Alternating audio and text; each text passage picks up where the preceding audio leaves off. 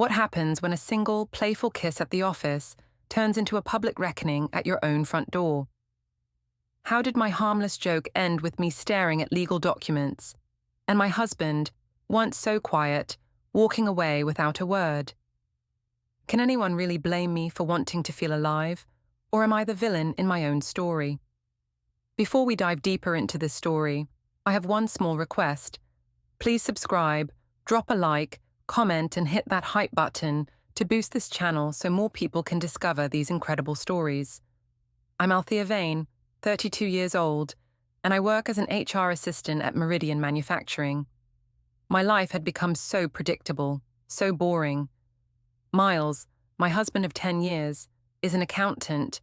Reliable, quiet, safe. Too safe. At 35, he's already settled into routines that make me feel like I'm suffocating. Our 8-year-old daughter Nina is sweet, but even she seemed more exciting than our marriage had become. That's why, when Brett Langley joined the company as our new director, everything changed. At 39, Brett had this energy, this charisma that made everyone in the office light up when he walked in. He was everything Miles wasn't: spontaneous, charming, willing to take risks. And yes, I'll admit it, I was attracted to him. Who wouldn't be?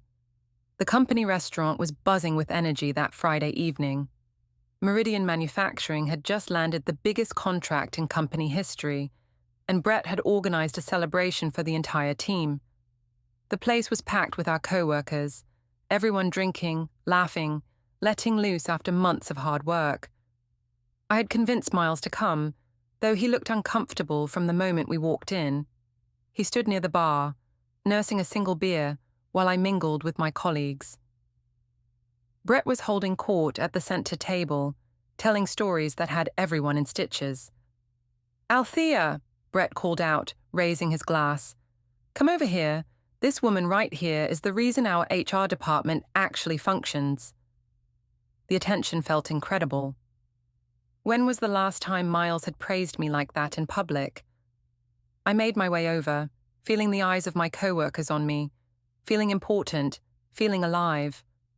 "Oh, Brett, you're too kind," I said, sliding into the seat next to him.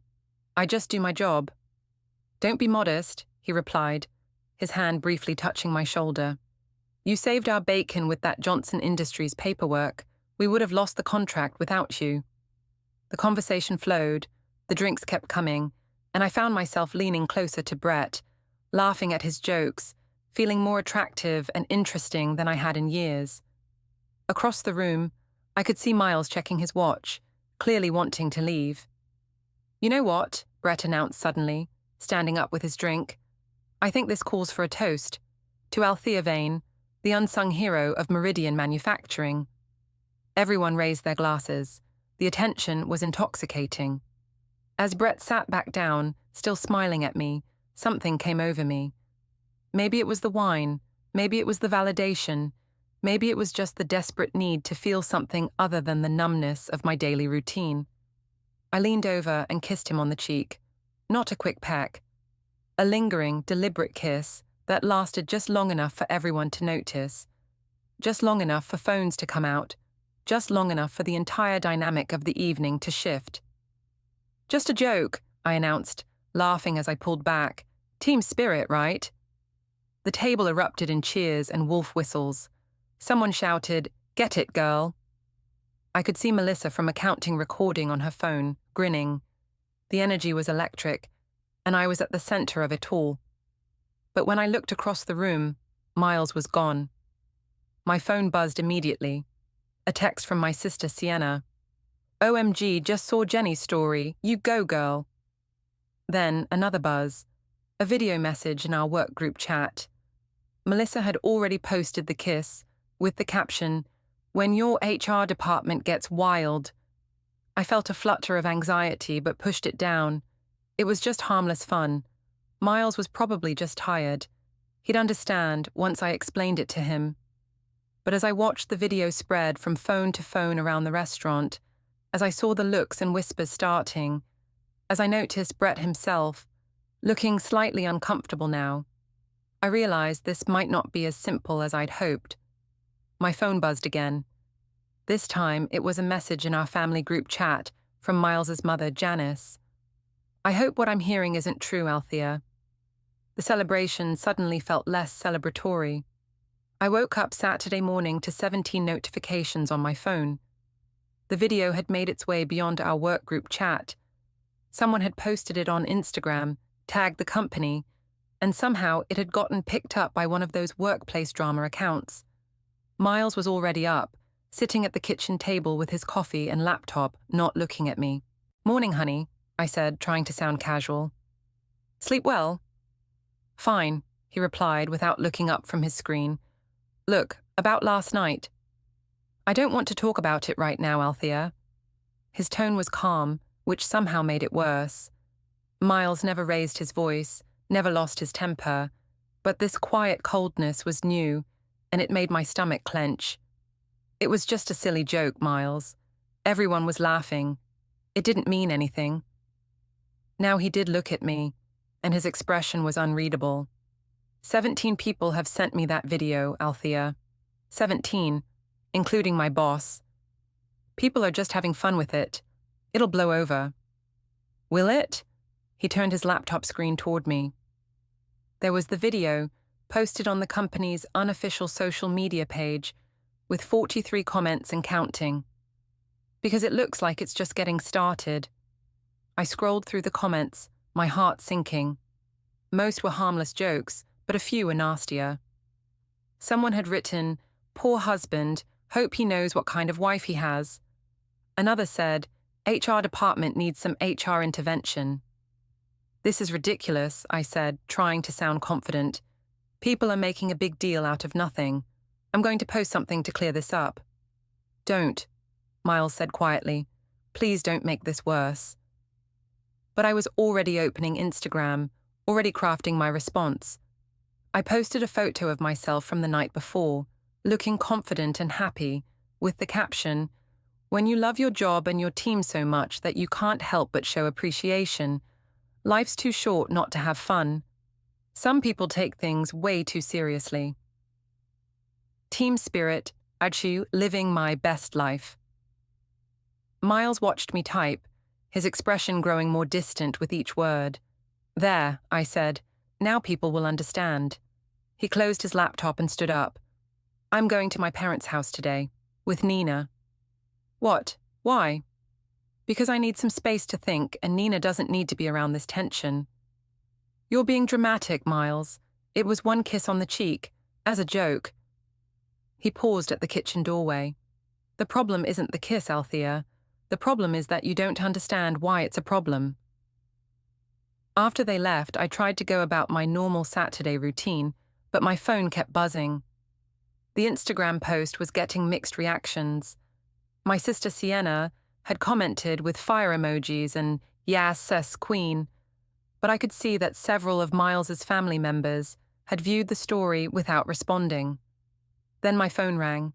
It was my mother-in-law, Janice. "Althea, dear, we need to talk." Her voice had that careful politeness she used when she was trying very hard not to say what she really thought. "Hi, Janice. If this is about last night..." "It is. I've seen the video. So has Graham. So have most of our friends, apparently." I felt my cheeks burn. "It was just a harmless joke between colleagues." "Was it? Because from where I'm sitting, it looks like my daughter-in-law publicly humiliated my son at his wife's work function." "That's not what happened." "Isn't it? Althea, I've watched Miles grow up. I've seen him hurt before, but I've never seen him look the way he looked when he got here this morning. He's overreacting." There was a long pause. "Is he?" "Because I'm looking at social media right now, and I'm seeing my daughter-in-law's co-workers making jokes about her marriage. I'm seeing comments about whether my son knows what kind of woman he married. How do you think that makes him feel?" "Those people don't know us. They don't know our marriage." "You're right, but you gave them something to talk about anyway." After she hung up, I sat in the quiet apartment staring at my phone. The video had been shared to TikTok now, with someone adding music and text overlay. "When you're married but your boss is fine, It had 3,000 views already. Maybe Miles was right, maybe I had made it worse. But it was too late to take it back now. By Sunday evening, I was desperate to fix things. Miles and Nina had spent the entire weekend at his parents' house, and the silence in our apartment was suffocating. I decided to plan a family dinner for Monday night. Nothing fancy, just us and both sets of parents. A chance to show everyone that we were fine, that this whole thing was being blown out of proportion. I spent Monday morning sending invitations via our family group chat. Family dinner tonight at 6, making Miles's favorite lasagna. Can't wait to see everyone. The responses were mixed. My mum, Darla: I'll be there, honey. Should I bring anything? My sister Sienna: Can't make it but have fun. Still can't believe people are so pressed about a little kiss. Miles's father Graham: We'll be there. Miles's mother Janice: I think it's best if Graham and I stay home tonight. Miles himself didn't respond at all. When he came home from work that evening, he looked tired. Nina ran to hug him, chattering about her day at school, but I noticed she seemed quieter than usual, more clingy. So, I said brightly, I planned a nice family dinner. My parents are coming, and I thought... I saw the group chat, Miles said. My parents aren't coming. I know. Your mother said they needed to stay home. Do you know why? I busied myself with setting the table. I assume they're still upset about Friday night. They're not upset about Friday night, Althea. They're upset about your Instagram post, and the follow-up posts, and the fact that instead of apologizing, you've been doubling down. I shouldn't have to apologize for having fun at a work event. Nina looked up from her coloring book. Why is everyone mad at Mommy? Miles and I both froze. We'd been trying to keep our voices down, but clearly not enough. Nobody's mad, sweetie, I said quickly. Daddy's just tired from work. Miles gave me a look that could have frozen water, but he knelt down next to Nina. You're right, Princess. Daddy is just tired. Why don't you go wash your hands for dinner? When she left the room, Miles stood up slowly. Don't lie to her, Althea, and don't use her to make me look like the bad guy. I'm not. You are. Just like you've been doing all weekend. Just like you did with that Instagram post, making it sound like I'm some controlling husband who won't let you have fun. The doorbell rang before I could respond. My parents had arrived, and I could hear my mother's cheerful voice in the hallway. I pasted on a smile and went to let them in. Dinner was awkward from the start. My mother tried to keep the conversation light, asking about Nina's school and Miles's work, but the tension was obvious. My father, Oscar, barely spoke, clearly uncomfortable with the whole situation. Then my mother made the mistake of bringing up the video. You know, honey, she said carefully, maybe it would be good to just let this whole thing blow over quietly. There's nothing to let blow over, Mom. It was a harmless joke. I know, but sometimes people misunderstand. People are misunderstanding because they want to, I said, my voice rising slightly. Because they're bored with their own lives and need drama. Miles set down his fork. Or maybe people are reacting because they saw something inappropriate. Inappropriate? I turned to stare at him. It was a kiss on the cheek. In front of your co-workers and your husband, while you were flirting with your boss all evening. I was not flirting. Nina's fork clattered to her plate. She was staring at us with wide eyes, and I realized we were having the fight I'd been trying to avoid all weekend, right in front of everyone. Maybe we should... My mother started. No, I said firmly. Maybe we should talk about this. Maybe we should talk about how Miles is making me feel like a criminal for having a good time at a work event.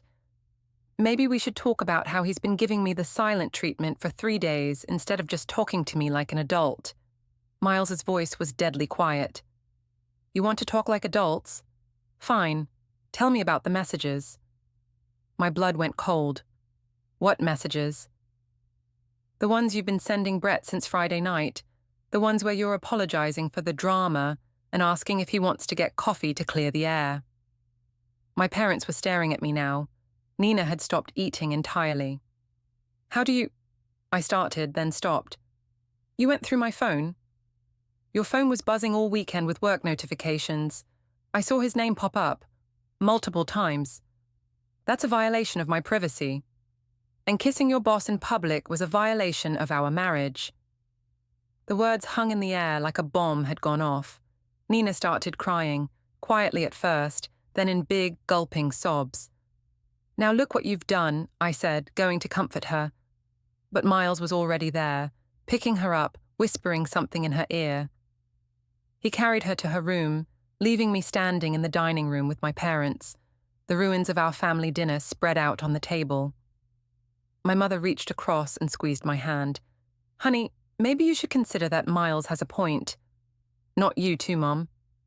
I'm not taking sides. I'm just saying, maybe this got out of hand. Maybe it's time to really apologize and try to fix things. When Miles came back, he was carrying an overnight bag. Where are you going? I asked. Back to my parents' house with Nina. You can't just take our daughter. I can when her mother is creating a hostile environment at home. My father stood up abruptly. I think we should go, Darla. As everyone filed out, leaving me alone with the dirty dishes and the silence, I felt something crack inside my chest. This wasn't how it was supposed to go. This was supposed to be the night we fixed everything. Instead, I was more alone than ever. I went to Miles' study to look for, I don't know what, some sign of what he was thinking, some clue about how to fix this. That's when I saw it. On his desk calendar, tomorrow's date was marked with a single entry. Downtown, consultation, 10 a.m. My hand started shaking as I stared at those words. Consultation with who? For what? But deep down, I think I already knew. I barely slept that night. Every time I closed my eyes, I saw that calendar entry. Downtown, consultation. I kept telling myself it could be anything. A work meeting, a doctor's appointment, maybe something for his parents. But the knot in my stomach suggested otherwise. Tuesday morning, I called in sick to work. I couldn't face the office, couldn't face the looks and whispers that I knew would be waiting for me. Instead, I spent the morning pacing around the apartment, trying to figure out what to do. Around noon, I made a decision that I'm not proud of. I went into Miles' study and started looking through his things. His desk drawers were locked. That was new. Miles had never locked anything from me before. I tried his usual passwords on his computer, but those had been changed too. Even his phone, which he'd always left unlocked around the house, now required a fingerprint. The paranoia was starting to set in. What was he hiding? What was he planning? I decided to go to the office after all. Maybe I could talk to Brett, explain the situation, get him to help me smooth things over. If Miles was worried about my relationship with my boss, maybe Brett could talk to him, reassure him that everything was professional. But when I got to Meridian Manufacturing, the atmosphere was different.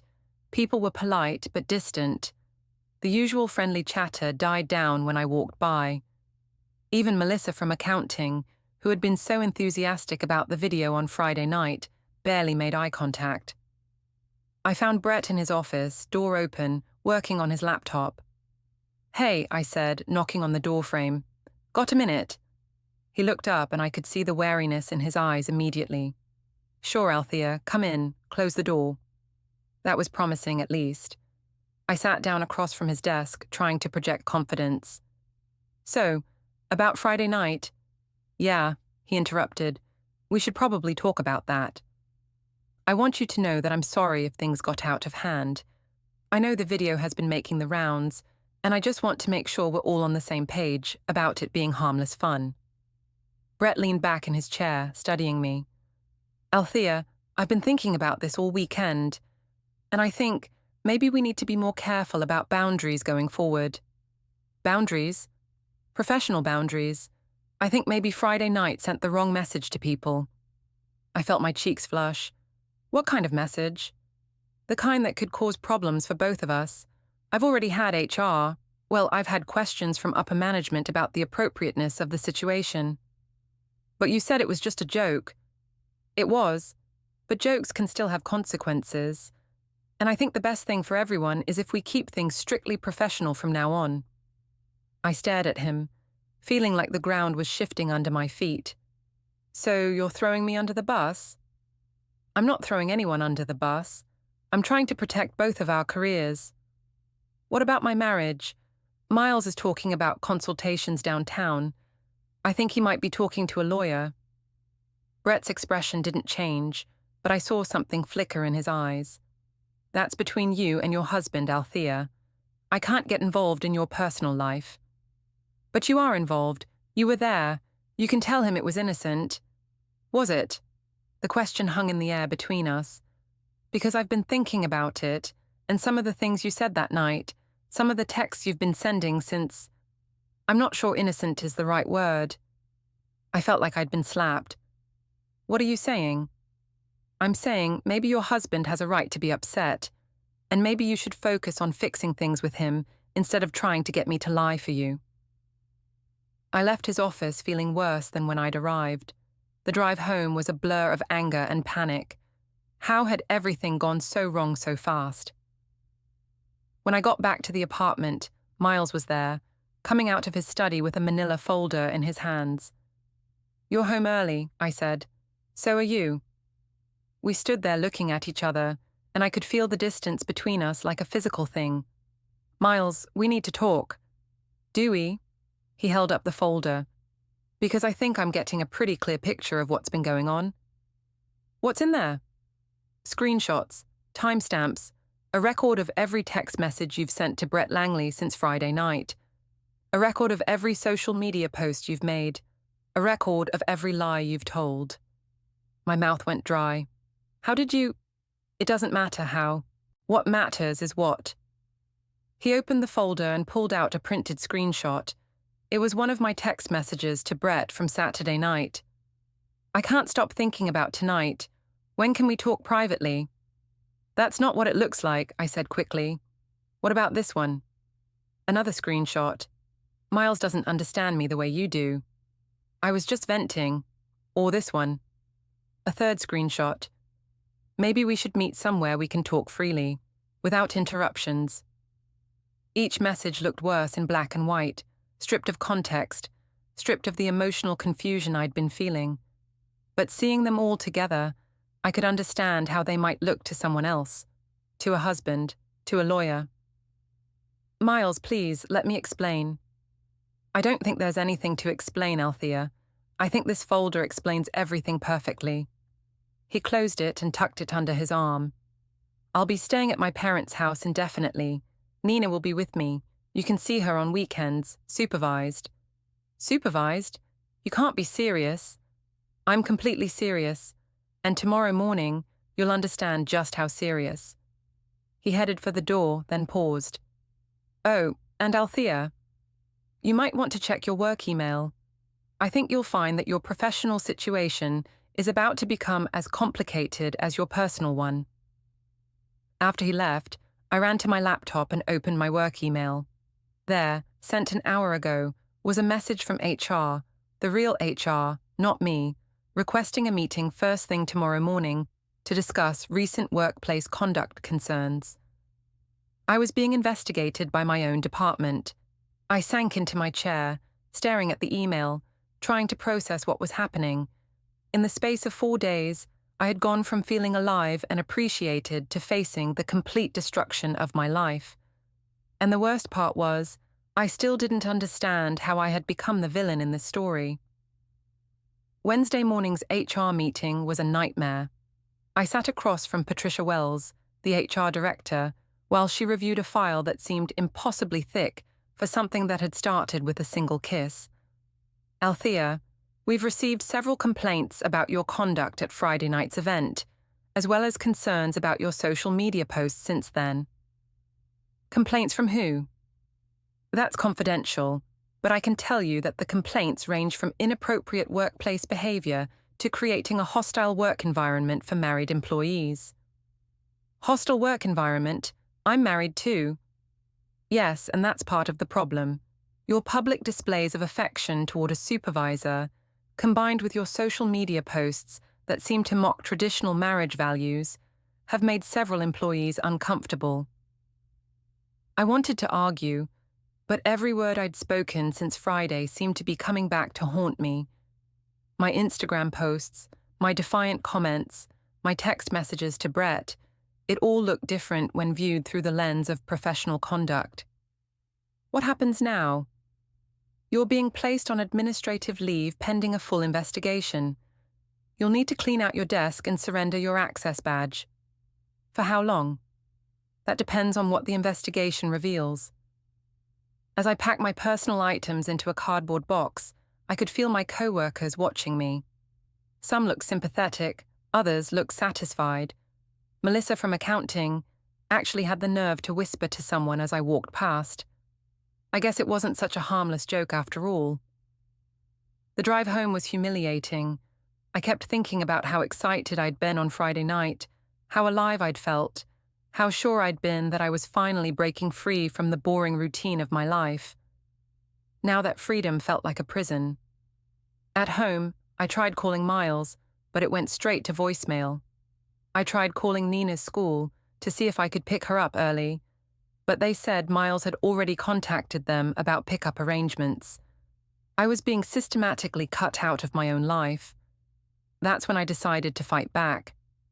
I opened Facebook and started typing a long post about the situation. I poured my heart out about feeling misunderstood, about being punished for a moment of spontaneous joy, about how a harmless joke had been twisted into something sinister by people with small minds and smaller hearts. Sometimes when you're married to someone who doesn't appreciate your spirit, who doesn't understand your need for connection and fun, you have to find that joy elsewhere. I'm not apologizing for being a vibrant, loving person who shows appreciation for the people in her life. If that threatens people, maybe they should look at their own relationships instead of judging mine. I tagged Miles in the post. Within an hour, the post had dozens of comments. My sister Sienna was cheering me on, as usual. A few of my old college friends were supportive, but the responses from our mutual friends, from Miles's family, from people who actually knew our situation, were less enthusiastic. Miles's cousin Jennifer commented, "Girl, maybe it's time to take some responsibility instead of blaming everyone else." Our neighbor David wrote, "I've known Miles for 5 years, and he's one of the most supportive husbands I've ever met. Maybe the problem isn't him." Even my own mother commented, though she tried to be diplomatic, "Honey, maybe it's time to step back from social media and focus on healing your family." But the comment that hit hardest came from Miles himself, posted 2 hours after my original post. "I've spent 10 years supporting your dreams, your career changes, your need for excitement and adventure.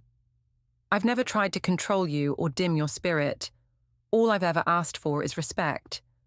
If showing appreciation for your boss requires disrespecting your husband, maybe you should ask yourself what your priorities really are." The comment had 47 likes within the first hour. I stared at it, feeling something cold settle in my stomach. Because when I really thought about it, I couldn't argue with anything he'd said. Miles had supported me through 3 different job changes, 2 failed business ideas, and countless moments of restlessness and dissatisfaction. He'd never complained when I went out with friends, never questioned my need for independence, never made me feel trapped or controlled. Until now, I'd never given him a reason to. That evening, I drove to his parents' house. I needed to see Nina, needed to try to explain things to Miles face to face, needed to find some way to fix what I'd broken. But when I knocked on the door, it was Janice who answered, and her expression was not welcoming. "Althea." "Hi, Janice.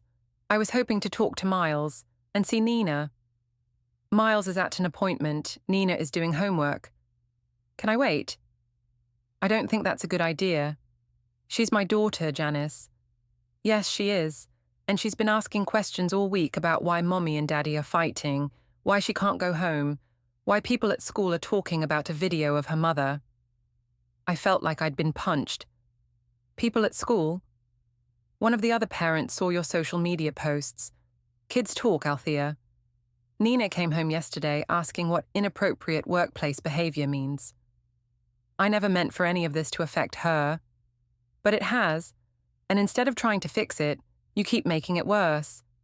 That Facebook post today, making Miles look like some controlling monster. That's not the man I raised, and it's not the man you married. I was just trying to defend myself. From what? From the consequences of your own actions. Before I could answer, a car pulled into the driveway. Miles got out, carrying a briefcase I'd never seen before, and when he saw me standing on his parents' porch, his expression didn't change at all. Althea, Miles, we need to talk. Do we? Because I think you've said everything you need to say on Facebook. That's not fair. I was hurt and confused and you decided to handle that by attacking me publicly. Again. He walked past me into the house and I followed, desperate to make him understand. Miles, please. I know I've made mistakes, but we can fix this. We can go to counseling. We can work through this together. He turned to face me in the living room, and I saw something in his eyes that I'd never seen before. Not anger, not hurt, but something colder, something final. Althea, tomorrow morning you're going to receive some documents. I want you to read them carefully before you do anything else. Before you post on social media, before you call your sister, before you try to spin this into another story about how you're the victim. What kind of documents?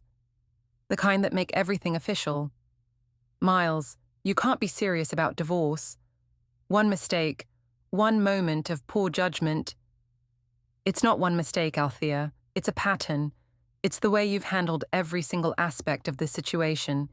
It's the way you've prioritized your own feelings over our marriage, over our daughter, over basic respect and decency. But I love you. Do you? Because love isn't just a feeling, Althea. It's a choice. It's choosing to consider your partner's feelings before you act. It's choosing to take responsibility when you hurt someone instead of blaming them for being hurt. It's choosing to protect your family instead of exposing them to public humiliation. I can change. I can do better. Maybe you can, but not with me, not anymore. He picked up his briefcase and headed toward the stairs. Nina's in her room if you want to say goodnight, but after tomorrow, all contact will need to go through lawyers. As I climbed the stairs to my daughter's room, I could hear Miles in the master bedroom, talking quietly on the phone. I caught fragments of the conversation. Yes, everything's ready. Tomorrow morning. No, she has no idea. Nina was sitting on her bed coloring in a book, but she looked up when I came in, and I could see the confusion and sadness in her 8-year-old eyes. Mommy, are you and Daddy getting divorced? The question hit me like a physical blow. Why would you ask that, sweetheart? Because that's what happened to Emma's parents. First they fought a lot, then her daddy moved out, then they got divorced. I sat down on the bed and pulled her close, breathing in the familiar scent of her shampoo, trying to memorize the feeling of her small body against mine. Mommy and Daddy are just working through some problems right now. Is it because of the video? My blood went cold. You saw the video? Emma showed me at school. She said her mum showed it to her. She said you kissed a man who wasn't Daddy. I closed my eyes, feeling the full weight of what I'd done crashing down on me. It wasn't just about Miles and me anymore. It was about Nina, about her understanding of marriage and family, and what it means to keep promises to the people you love. Sweetheart, sometimes grown-ups make mistakes. Sometimes we do things that hurt the people we love, even when we don't mean to. Are you sorry? Yes, baby. I'm very sorry. Did you tell Daddy you're sorry? I thought about all the conversations we'd had since Friday night, all the opportunities I'd had to simply apologize, to take responsibility, to put his feelings before my own pride. Not the way I should have. Maybe you should tell him now. But when I went back downstairs, Miles was waiting by the front door with my coat. It's time for you to go, Althea. Miles, please, let me. Tomorrow morning. Read the documents first, then we can talk. The drive home was the longest 20 minutes of my life. The apartment felt empty and cold, full of echoes of the family we used to be. I tried to sleep, but every time I closed my eyes, I saw Nina's face asking if we were getting divorced. I saw Miles's expression when he said it wasn't just one mistake, it was a pattern. I saw Brett's discomfort when I asked him to lie for me. I saw myself, 4 days ago, leaning over to kiss my boss's cheek, thinking I was finally living my life. Now I wondered if I'd just destroyed it instead. The knock on my door came at 8:47 a.m. Thursday morning. I know the exact time because I'd been awake all night, staring at the clock, dreading whatever Miles had meant by documents. The man at my door was professionally dressed, carrying an official-looking envelope. "Althea Vane?" "Yes." "You've been served." The envelope was thick, heavy with the weight of legal language and official seals. I carried it to the kitchen table with shaking hands, knowing that whatever was inside would change everything. Petition for dissolution of marriage was printed across the top of the first page in bold letters. Below that, in smaller text, Miles Robert Vane, petitioner, versus Althea Marie Vane, respondent. I sank into my chair and started reading. The petition was thorough, methodical, and devastating. Miles had documented everything, not just the kiss and its aftermath, but months of what he called a pattern of disrespectful and inappropriate behavior that has damaged the marriage beyond repair. There were screenshots of text messages I'd forgotten I'd sent, social media posts going back 6 months that, when viewed together, painted a picture of someone increasingly dissatisfied with her marriage and willing to say so publicly. Photos from work events where I was standing too close to male colleagues, looking too comfortable, too flirtatious. But the worst part was the custody arrangement he was proposing. Petitioner requests primary physical custody of the minor child, with supervised visitation for respondent until such time as respondent can demonstrate stable and appropriate behavior. Supervised visitation. Like I was a danger to my own daughter, the supporting documentation was equally thorough. Witness statements from the Friday night event, screenshots of my social media posts, a timeline of my text messages to Brett, even a statement from Nina's school about the disruption caused by other parents discussing my behavior. At the bottom of the pile was a letter from Miles's attorney, explaining that I had 30 days to respond and recommending that I seek legal counsel immediately. I was still staring at the papers when my phone started ringing. It was my mother. "Althea, honey, I just heard from Janice. Is it true?" "Is what true?" "About the divorce papers, about the custody arrangement." Word was already spreading through our families. Of course it was. Miles had probably told his parents, who had told their friends, who had told everyone else. "Mom, I can't talk about this right now." "Honey, you need a lawyer. You need help. I need my husband to stop being vindictive and talk to me like a rational adult." "Althea, listen to me. This isn't vindictive. This is someone protecting himself and his daughter. Maybe it's time you started thinking about what you can do to protect yourself too." After she hung up, I tried calling Miles directly. It went straight to voicemail. I tried calling his office. His secretary said he was unavailable and all communication needed to go through his attorney. I even tried calling his parents' house, but Janice hung up as soon as she heard my voice. I was completely cut off. That afternoon, I drove to Nina's school, thinking maybe I could pick her up, take her for ice cream, have a normal moment with my daughter before everything fell apart completely. But when I got to the pickup line, the school secretary came out to my car. "Mrs. Vane, I'm sorry, but we can't release Nina to you today. We have instructions that only her father or grandparents are authorized for pickup." "I'm her mother." "I understand, but we have to follow the custody arrangements that have been filed with the court." "What custody arrangements? The divorce was just filed this morning." "Ma'am, I'm just following the instructions we were given. If you have questions, you'll need to speak with your attorney." I sat in my car in the school parking lot, watching other parents pick up their children, feeling like an outsider in my own life. Through the window, I could see Nina in her classroom, working on an art project, completely unaware that her mother was sitting outside, legally prohibited from taking her home. That evening, I finally broke down and called a lawyer. The consultation was humbling and expensive, but at least it gave me some clarity about what I was facing. Mrs. Vane, I have to be honest with you. Your husband has built a very strong case. The documentation is thorough, the timeline is clear, and the pattern of behavior he's alleging is well supported by evidence. But it was just a kiss, one kiss. It's not about the kiss, it's about everything that came after. The social media posts, the text messages to your supervisor, the way you've handled the situation publicly. From a legal standpoint, it paints a picture of someone who prioritizes personal gratification over family stability. So what can I do?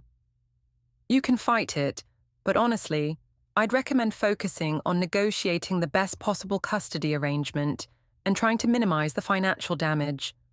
Fighting this in court would be expensive and, based on what I'm seeing here, probably unsuccessful. What about the supervised visitation? That's probably temporary, assuming you can demonstrate that you've addressed the underlying issues. Counseling, anger management, maybe some parenting classes. Show the court that you understand why this happened and what you're doing to prevent it from happening again. I left the lawyer's office feeling defeated. The retainer alone was going to drain most of our savings account, which, according to the divorce petition, Miles had already moved into a separate account, pending the division of assets. Friday morning brought another surprise. A letter from Meridian Manufacturing, informing me that the investigation into my conduct had been completed and my employment was being terminated effective immediately. Due to violations of our professional conduct policy and the creation of a hostile work environment, we are unable to continue your employment with our organization. In the span of 1 week, I had lost my husband, my daughter, my job, and most of my friends. The only people still speaking to me were my sister Sienna, who continued to insist that everyone was overreacting, and my mother, who was trying to stay neutral, but clearly thought I needed to take responsibility for what had happened. Saturday afternoon, I was sitting in my empty apartment, staring at the divorce papers and trying to figure out how to respond, when there was another knock at my door. This time, it was Miles. He looked tired but determined, carrying another folder and wearing the same expression he'd had when he'd told me to read the documents before doing anything else. Althea.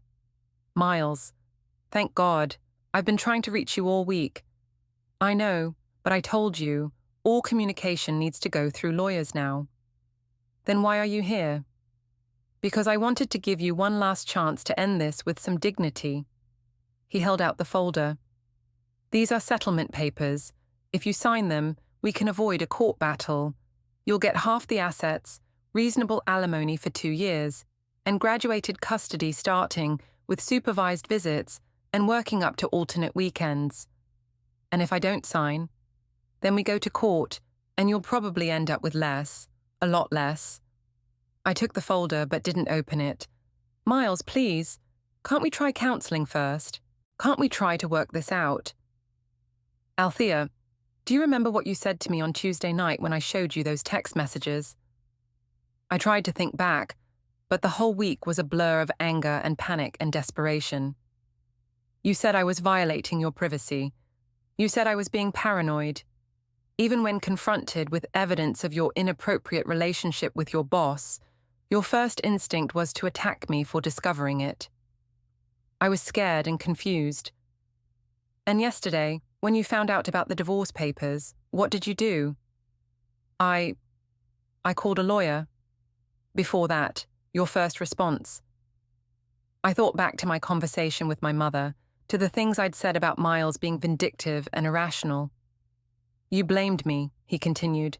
Again, even after losing your job, even after being served with divorce papers, even after seeing the mountain of evidence I'd compiled, your first instinct was still to make me the villain. That's not... It is, Althea, and that's why I know this can't be fixed. Because you still don't understand what you did wrong. You understand that there are consequences, but you don't understand why. He turned to leave, then paused at the door. You have until Monday to decide about the settlement. After that, it goes to court. Miles, wait. He stopped but didn't turn around. I do understand. I understand that I hurt you, that I humiliated you, that I put my own feelings ahead of our marriage and our family. I understand that I've been selfish and irresponsible, and that I've made everything worse by refusing to take responsibility. Now he did turn around, and for a moment, I thought I saw something soften in his expression. I understand all of that, I continued, and I'm sorry. I'm truly, deeply sorry for all of it. I know you are, he said quietly, but being sorry isn't enough anymore. Some things can't be fixed with an apology. What about Nina? What about our family? Nina will be fine. She'll have 2 parents who love her, even if they can't live together anymore. And as for our family, he shrugged. We should have thought about that before we destroyed it. After he left, I opened the settlement folder and read through the terms. They were fair, probably more fair than I deserved, given everything that had happened, but signing them would mean admitting that my marriage was over, that I had thrown away 10 years and a beautiful family for a moment of attention from a man who had ultimately wanted nothing to do with me. I thought about Nina, about the question she'd asked me. Are you sorry? I was sorry, sorrier than I'd ever been about anything in my life. But Miles was right. Being sorry wasn't enough. Some mistakes are too big to fix. Some trust once broken can never be repaired. Some choices, once made, change everything forever. I picked up a pen and signed the papers. On Monday morning, I drove to Miles's attorney's office and hand-delivered the signed settlement. As I walked back to my car, I saw Miles coming out of the courthouse across the street. He saw me too, and for a moment we just looked at each other across the busy downtown street. Then he turned and walked away, and I knew I was looking at the back of my husband for the last time. The divorce was finalized 6 weeks later. Miles got the apartment, primary custody of Nina, and most of our mutual friends. I got a small settlement, visitation rights that would expand over time, and the knowledge that I had destroyed the best thing in my life for absolutely nothing. Brett Langley left Meridian Manufacturing 2 months later for a position with another company. We never spoke again after that conversation in his office.